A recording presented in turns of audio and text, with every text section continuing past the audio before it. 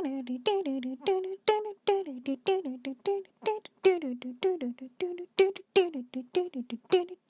everyone and welcome to day 10 of OctHorrorFest. So today we're discussing a very interesting film. I actually really didn't like this film when I first watched it, but I've kind of learnt to love it after watching it a few times, and that film is It Follows. It Follows came out in 2014 and it does have mixed reviews. I usually try and stay away from looking at Rotten Tomatoes and stuff like that, but it was actually quite interesting to see the kind of contrast between what critics thought and what audiences thought. The critic score on Rotten Tomatoes is 96% and the audience score is 66%, so yeah, it's quite a difference there.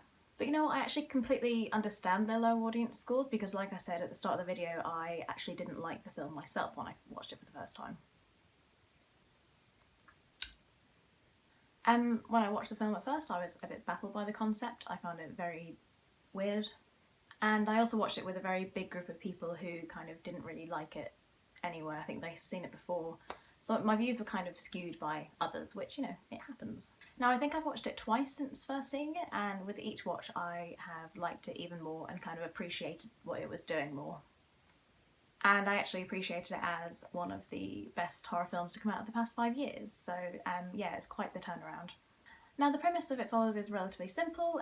Jay has sex with her boyfriend then chloroforms her and informs her that she has to have sex with other people because she is now cursed, and if she doesn't pass it on then she will die.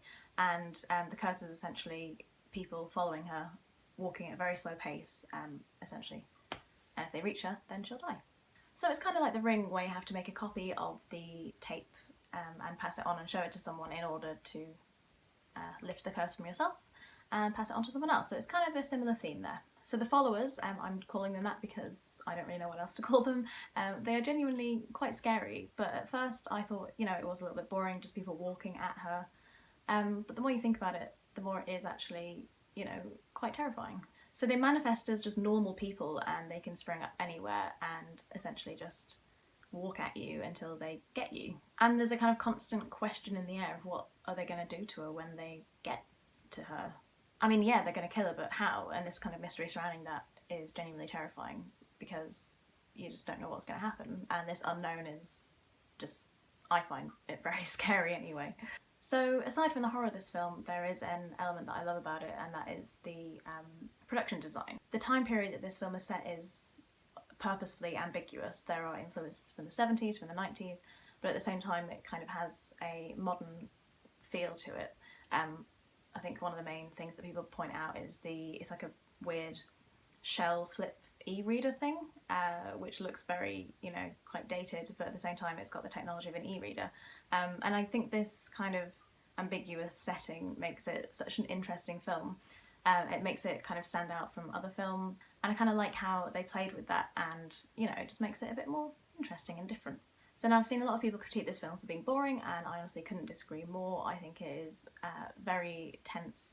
It's really interesting to think about. Like I've said, the time period, just generally the concept of it is intriguing.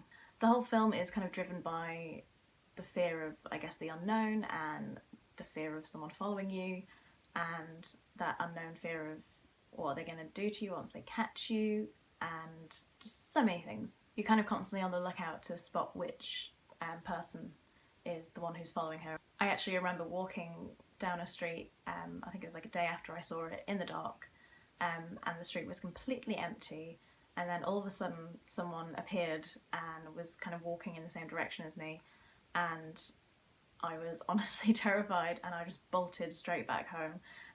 So that kind of element of it was really successful and did make me kind of look behind my shoulder for a good few days afterwards. So It Follows is a slow burner, really. Like I said, it took me a couple of goes to kind of understand it and appreciate it more. So if you have only seen it once and didn't really like it, do watch it again and just see what you think. And if you still don't like it, fair enough. So what did you think of It Follows? Do you love it? Do you hate it? Are you kind of on the fence about it? I would really like to hear from you, so pop a comment down below. And if you like this video, give it a like. I'm also on Instagram and Twitter. I will leave the links down below. And I also have a Patreon, so if you really like this video and would like to support me on Patreon, you can do for $2 a month.